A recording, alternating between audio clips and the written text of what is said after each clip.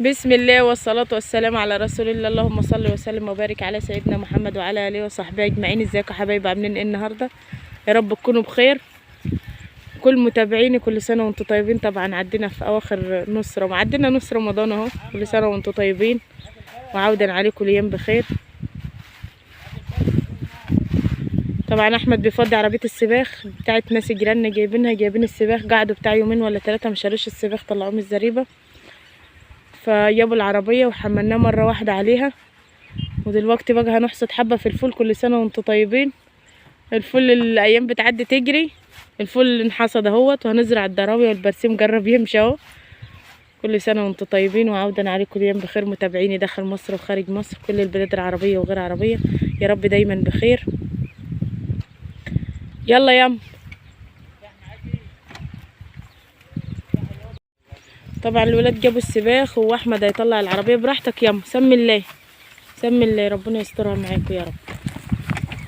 دي العربيه دي بتاعت ناس جيراننا، صغيره وخفيفه كده على قد احمد محمد. دي من الزمن اللي انقرض بتاع زمان، ناس محافظين عليها. فطبعا احمد لقاها صغيره ومحندقه على قده فبيجيبها. براحتك ياما براحتك.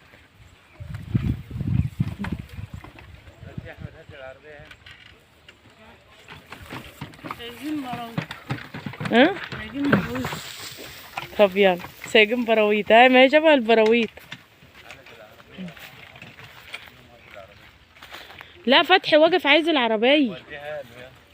لا سيبك من التحميل دلوقتي، هنعمل حبة في الفول ومحمد ياخد محمد يعرف يوديها ويجيب الغبيط ويجي. خلاص روح وديها، واني ومحمد هننزل نحصد حبة في الفول على بات ما انت تيجي.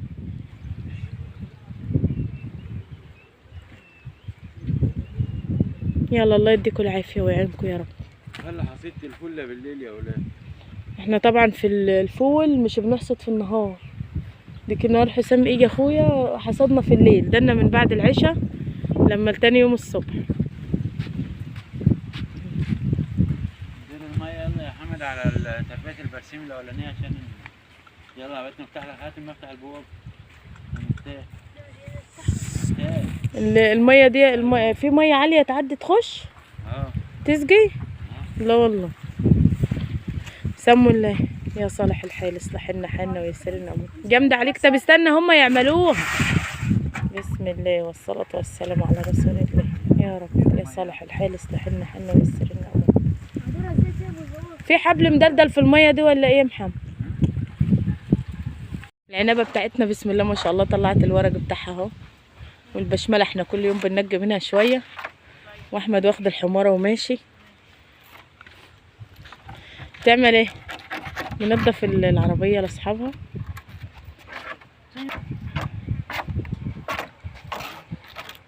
عايزه حاجه يا عايز سلامتك يا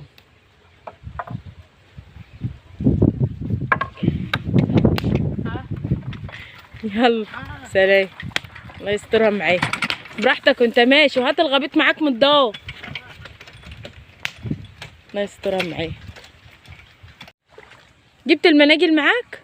طب الله يصلح حالك. سنينهم فين؟ عند عم صلاح الصبح النهارده؟ لا والله. الحمد لله بالسلامه.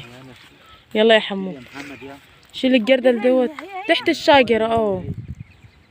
ودي تحت الشجره وسمي الله كده، عشان ايه؟ شجره عطشانه من المانجا، فبنسقيها بالجردل عشان ايه؟ الزهره بتاعتها ما تنشفش. الحمد لله بالسلامه يا استاذ حسين لمرتك، ان ربنا جبرها على خير. ها وبعرفني اسم النونة الصغيرة عشان نبقى نندهك ونقول لك يا ابو كذا. ربنا يا رب يخليها لك، والحمد لله بسلامة مرتك. ها ابو مكة؟ لا بقى هو اللي هو عايزه. احمد بيقول سمي مكة يا استاذ حسين، بس اللي انت عايزه. كل سنة وانت طيب والحمد لله بسلامتها، وربنا يا رب يتم نفسها على خير. وكل متابعيني بقى يا رب عودا عليهم بخير الايام. كل سنه وهم طيبين. انا والله العظيم مبسوطه ان ربنا جاوبها بالسلامه واداك بنوته حلوه. البنت سبحان الله ربنا سبحانه وتعالى بيقول لها روحي وانا معين معاكي لابوكي، انما الولد بيقول روح وانت معين لابوك. فرزقها كتير ان شاء الله والخيرها كتير. ربنا يا رب يرزقك برزقها ويوسع عليك يا استاذ حسين يا رب. يلا يا عمي قوم بقى خلينا نخلص. بتعمل ايه يا محمد في رجلك كده؟ بس حبه يلا دلوقتي عشان نروح. محمد خد الحمار اربطها يلا يا احمد. طب يلا اربط. خد الحشيش معاك يا محمد. لا حطه قدام. طب بص اهو غمر حشيش. ما فيه ميه يا احمد. اربط الحماره وتعالى. محمد هيجيب حبه الحشيش يحطهم قدام. دول انا منقيهم من على الجيت فيهم طينه. الحماره هتاكلهم. بقى احنا نازلين نحصد حبه في الفول كده. حسام اخويا يوم ما كان هنا هو وخالي علي. تعالى من ناحيه البرسيم. تعالى من ناحيه البرسيم احسن يا احمد. حصدنا. كل سنه وانتم طيبين. الايام بتعدي تجري. الفول كان النهار اخضر والنهارده الفول انحصر. خالتي ام ايمن انت بتقولي انت تزرعي الجدار ده بينك وبين جيرانك. لا احنا اشترينا الجنينه اللي احنا بنزرع فيها القصب دي يا خالتي ام ايمن. كانت جنينتنا الاولانيه ورث محمد من ابوه. واحنا اشترينا الارض ديت اللي هي تاني بر الجدار اللي انت بتقولي عليه. الجدار ده قاسم بين الجنينتين اسمها الارض العاليه والارض الواطيه. احنا مسميين الارض اللي فوق عشان هي اعلى من اللي تحت. بصي لو بصيتي هتلاقي السور سادد بين الجنينه اللي فوق والجنينه اللي تحت. فاحنا لما اشترينا الارض اللي فيها الفول دي سمينا الارض العاليه والارض اللي واطيه لان الارض ديت اوطى من الارض اللي فوق. مش عاليه زي ديك. مش مساويه بعضها. فانا حبيت اعرفك لان كل مره اقول لها ونسيت والله انني يعني اعرفك. فاحنا بنزرع القصب في الارض اللي فوق. انما الارض ديت اوطى من ديك. شايلين عشان تشرب بالروح. سموا الله كده وقولوا بسم الله توكلنا على الله. كل سنه وانتم طيبين وعودا عليكم اليوم بخير يا احمد انت ومحمد. ربنا يديكم الصحه والعافيه. كل سنه وانتم طيبين. بقى كان من قيمه حبه بناكل فول اخضر السنه دي. طب منها حبه صغيره. ما تشيل يا احمد اللي في البرسيم ده عشان لما الميه تيجي.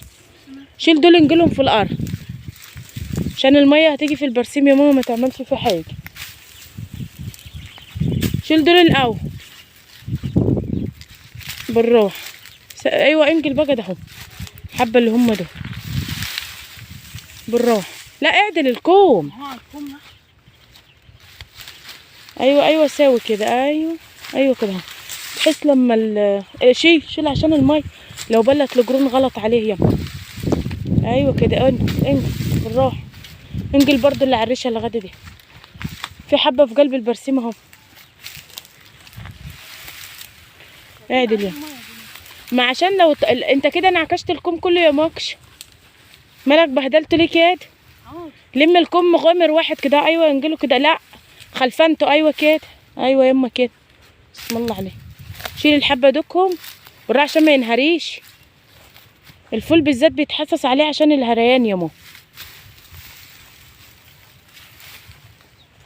يلا يما. ايوه كده بحيث لو الميه جت في البرسيم ما تبهدلش البرسيم. لو في غادي في الحته اللي غادي دي فيها اللي في البرسيم دي براحتك. طب يلا تعالى بقى. طبعا احمد مشفر بقى العصريه ديت. احنا كنا بنحصد بالليل حبه فاحمد مشفر دلوقتي. انا اللي حاصل ده كله مع خالي.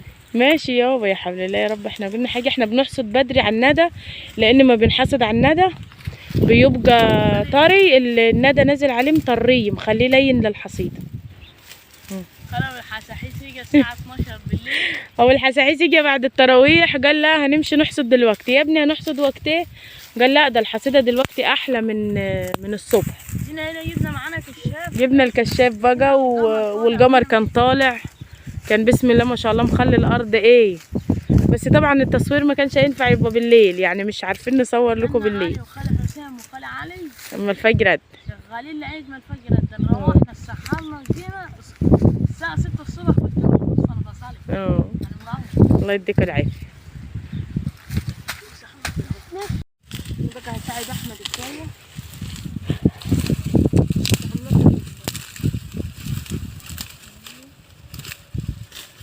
الحصيده مش تنفع دلوقتي على فكره يا احمد.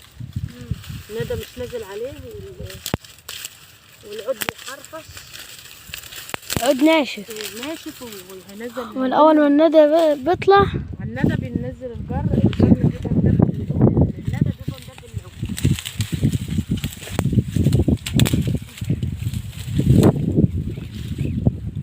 بقول لك الحته ديت لما جينا نفتحها نبقى نيجي الصبح بدري ماشي؟ ها؟ لان العود ناشف وهيفرط القرون على الارض. عايز كان ينحصد هو اخضر شويه بس طبعا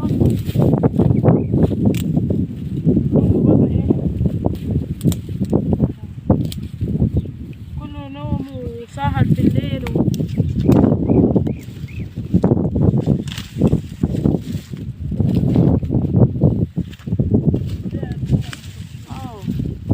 وعم احمد ومحمد طبعا صدناهم في الليل بيطلعوا بقى يلعبوا يضربوا ويولعوا سلك فبيبقى ايه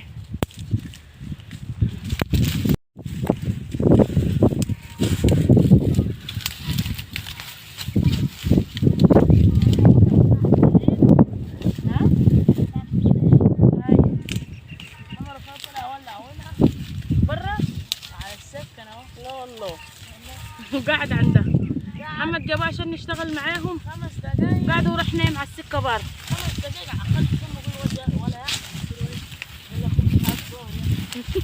الندى على عليه محمد نايم ما ردش عليه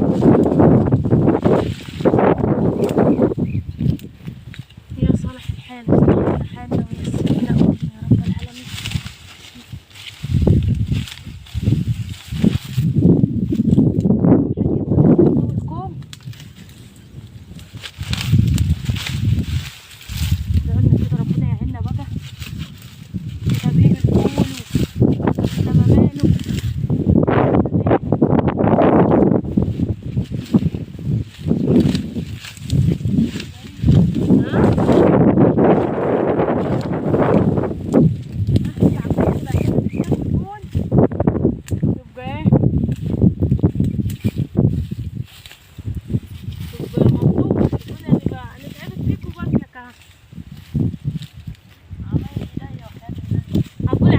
وحياة عيني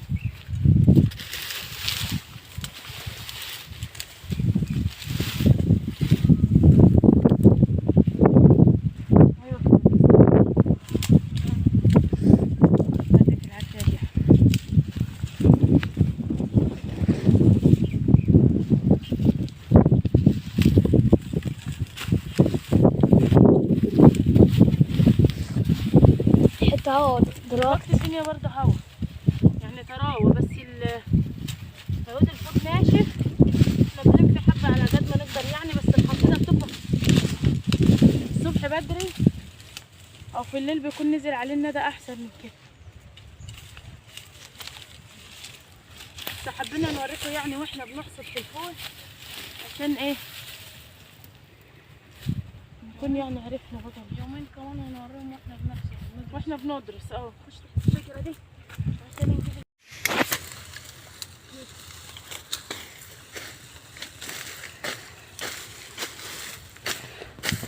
امك سبقتك يا قول له امك سبقتك. وبعد احمد تعب حصد كتير بقى مضيق صوحي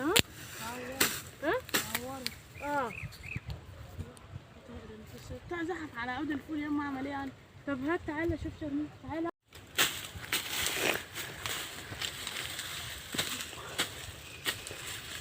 يلا معلش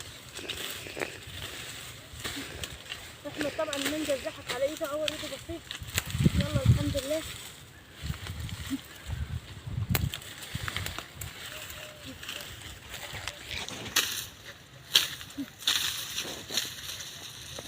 تعالى نجيب الحته ايوه سوي الحته ديت نطلع بقى نحمل نقلة الزحف عشان العزة دي تحدث كده على فكرة بمسك في الهدوء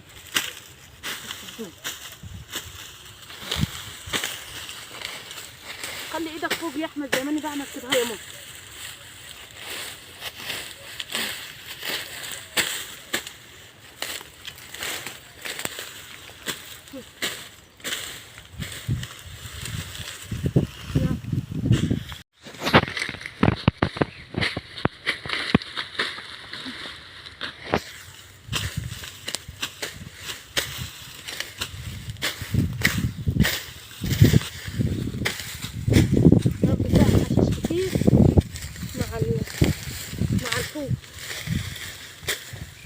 كله هندار السم.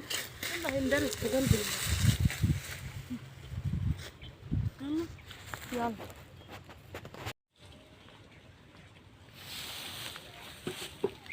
اصفرت وهنجيها، لان العصافير لما بتصفر العصافير بتنجيها. لقيتهم. طيب هي عامله زي المشمش، شبه المشمش كده. يلا يلا ودي الشاليته يا محمد يلا. بنجيها بقى عشان ايه؟ بعد الفطور كنا في الفطار بنيجي بقى ايه نتسلى عليها. بصوا العناطيق بتاعتها.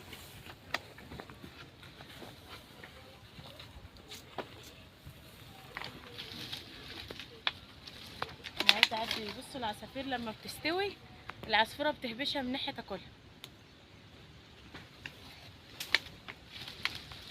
الرجل التاني بقى هيجي ايه؟ العروس ممكن يزوجنا في الجاي صح؟ قلت له هنجيها بقى ايه؟ نروحها البيت يا احمد.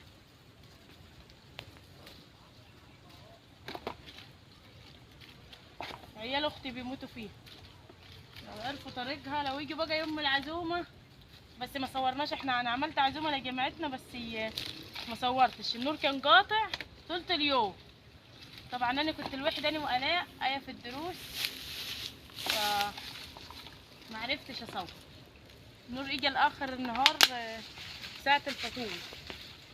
طبعا في الرص بقى وانتوا عارفين ان رص الفطور غير، بنبقى محتاسين بقى. هات العصير حط ده حط ده، ما عرفتش اصور.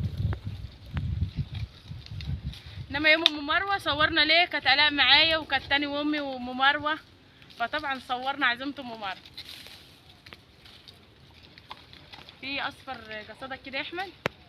في اصفر قصدك تاني؟ كتير ها كتير.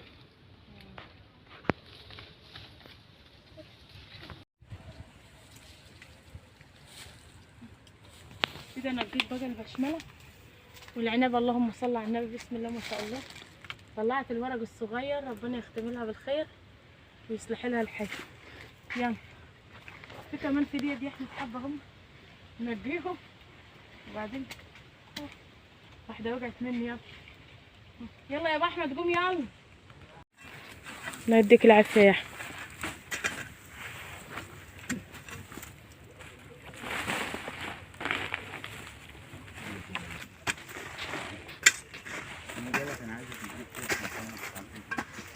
لم النشف اللي ناحيه الحيط عشان تبقى. ايوه دي ايوه دي يا محمد. افرد وظبط انت يا احمد ودي محمد بقى لا ايوه ايوه حلو ما هناش. طب ماشي عبي اللي وراك يا محمد. لم اللي وراك ده عبيه يا احمد هيظبط الشريطه مع ابوه. يلا احمد يا احمد انت اعمل الشريطه ياما. احمد هيكشف وماشي بيجيبه يا عم هيبقى. تعالى طب ماشي اعدل انت مع ابوك يا محمد طالما احمد هيكشف الشريط هيعمل النهي. بس باخد سيلفي عايزه يحطه تحت شجر في قدام البيت بتاعه، فعايز فاسدك يا احلى يا احمد. ايوه يما كده. فقلنا له هنعبيها واحنا جايين من الغيط. يا صالح الحال اصلح لنا حالنا ويسر لنا امورنا يا رب العالمين.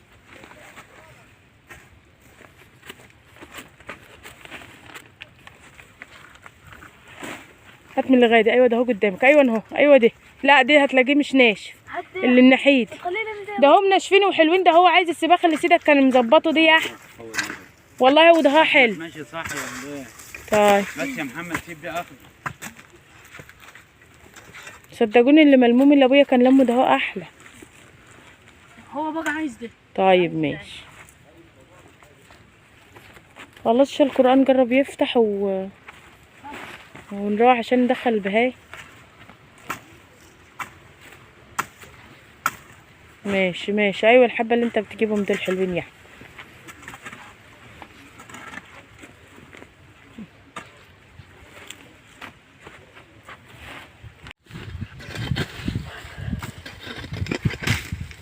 والعيدان يعني. بس يما احنا نيجي نلم العسل ده كده اهو عشان ايه؟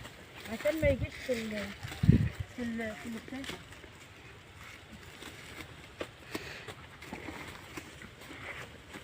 خد اهو خد اهو. هو يما ما هو يما اهو يما عدي يما اهو.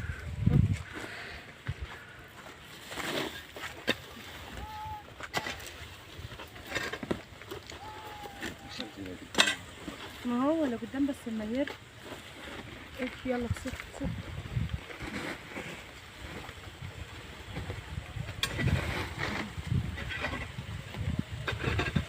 ده هو كله ناشف يعني.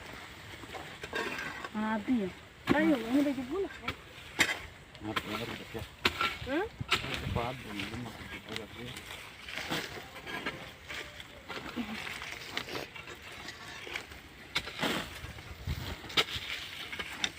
يلا خليك انت هناك وانا هفرد اهو. هات يما يلا ارفع الله يديك العافية.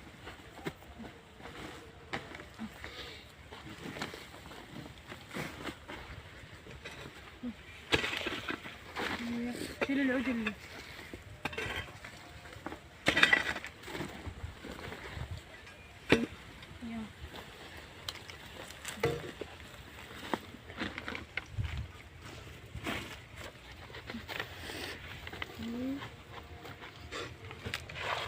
اسحب الشوية دول يا.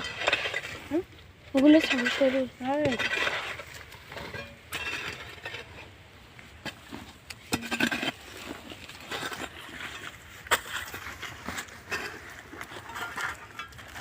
كمل بالحبة اللي قدام محمد دول. لا ليه؟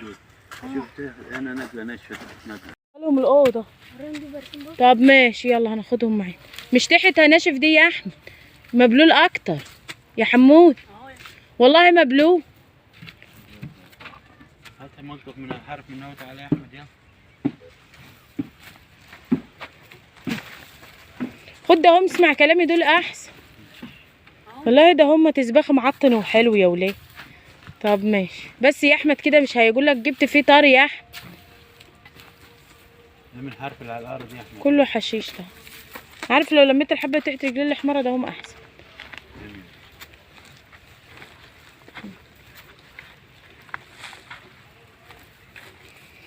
يا رب اصلح لنا حالنا ويسر لنا امورنا يا رب العالمين.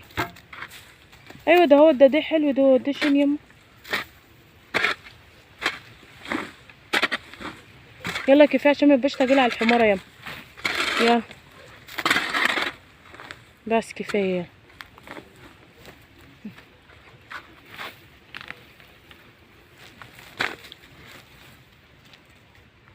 كده طبعا خلصنا واحمد مروح بقى هياخد النجله ويروح. ويا رب يكون اللي احنا بنعمله بيعجبكم وما نحرمش من متابعيني كلهم داخل مصر وخارج مصر. واللي دخل على القناه جديد يعمل لايك واشتراك وما نحرمش منكم ابدا. يلا يما براحتك مع السلامه. وسلام لكل متابعيني وكل مره وانتم طيبين. مع السلامه.